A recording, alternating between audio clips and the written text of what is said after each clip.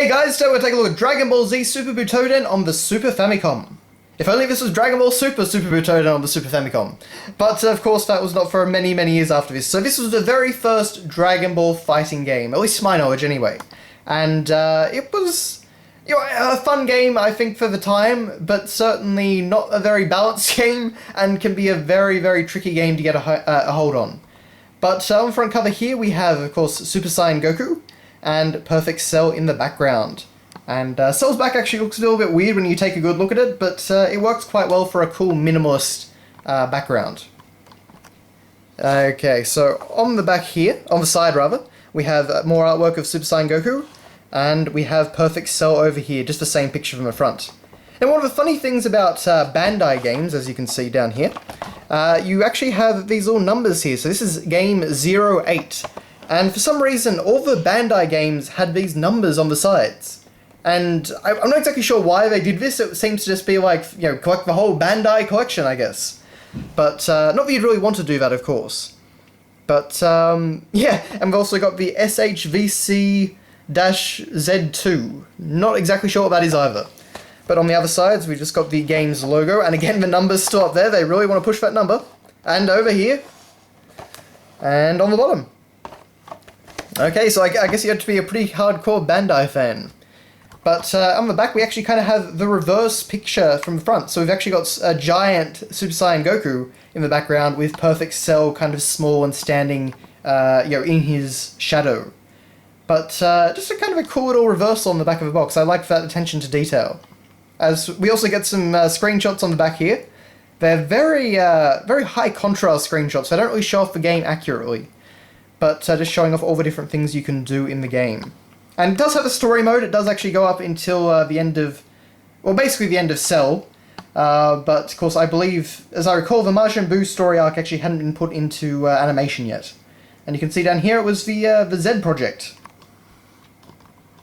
Okay, so inside the box, we have, of course, our manual. And being a Super Famicom game, it is of course a full colour manual. One of the cool things here, we get this little piece of artwork which I've never seen anywhere else. And it's Kaio-sama in a fighting pose, which is pretty rare. He's not a hidden character in the game or anything, so I don't really know why they put that there, but it's a cool little thing nonetheless. And we actually do get a lot of artwork here. We can see, Goku's battle with Frieza, some of the really cool bits of animation from the anime actually. That have probably been touched up a bit for the manual. And just some really cool scenes from that. We can see Karin over here. And then we actually have a breakdown of our playable fighters. So we've got, of course, normal Goku, Super Saiyan Goku. There's no actual transformations in this game. Now we've got Vegeta, Super Saiyan Vegeta, Super Saiyan Future Trunks, Super Saiyan Teen Gohan, Piccolo, of course, Frieza, and then, of course, all the artificial humans, and Cell, in 2 of his forms. Well, actually, I should say some of the artificial humans, really. Poor 17, he always seems to get left out. But aside from that, really, it just shows screenshots. You get a bit of artwork here and there. I guess the dialogue is supposed to be from the characters that have their faces in the background. Makes it a little bit hard to read, though, as you can see.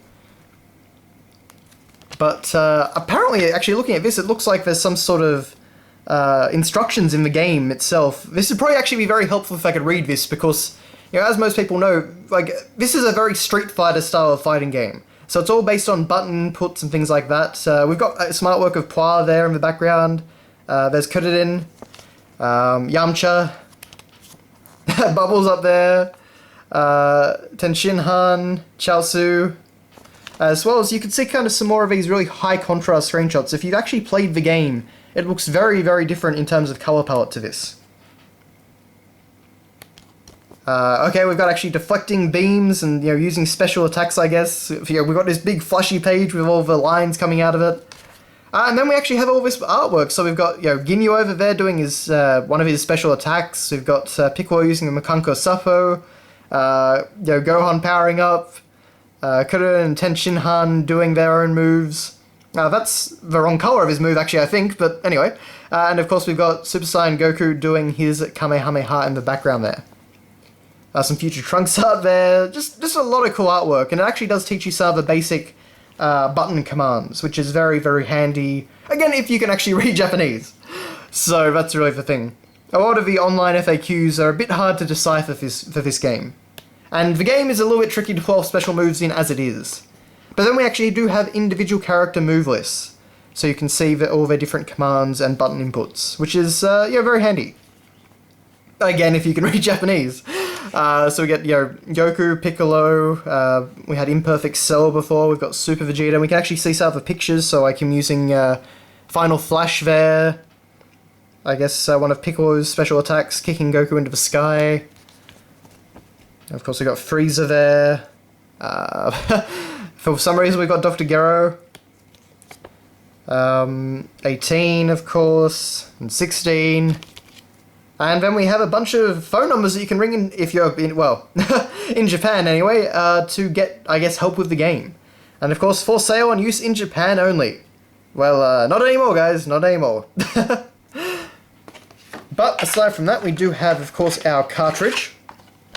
And you can see it's actually the artwork from the back of the box, with the giant Super Saiyan Goku in the background and the small Perfect Cell. But, yeah, label's in great condition, it's still very shiny, so that's good. And all the usual stuff from Super Famicom cassette, as you can see. Actually, they were called Super Famicom cassettes in Japan, on the back here. Okay, and we also do get this little card here, which, I believe it tells you the secret codes. Don't quote me on this, but I believe it tells you the secret codes on how to unlock the extra characters in the game. No idea why they couldn't just unlock the characters as it was. If you're going to actually give people the code with the game. But, just a cool little thing there, yeah. Actually, I think that might be a code so that you can actually choose, both players in a multiplayer match can choose the same character. And that might be the unlocking characters thing. Not exactly sure on that, but maybe it's just for unlocking two-player mode in tournaments or something along those lines. Again, the whole game is in Japanese, so I don't have a great grasp on it. I have beaten the story mode once, but that was quite a while ago. But that's about as far as I go with this game. But that is your look at Dragon Ball Z Super Butouden on the Super Famicom. So it's a fun fighting game, not one I'd really recommend on a technical level, but if you're a fan of the series, it's a fun curiosity anyway. And certainly, when I bought this, it was a very, very cheap game indeed. But I imagine now it's probably gone up a bit, but still probably I would imagine around the $20 mark or so.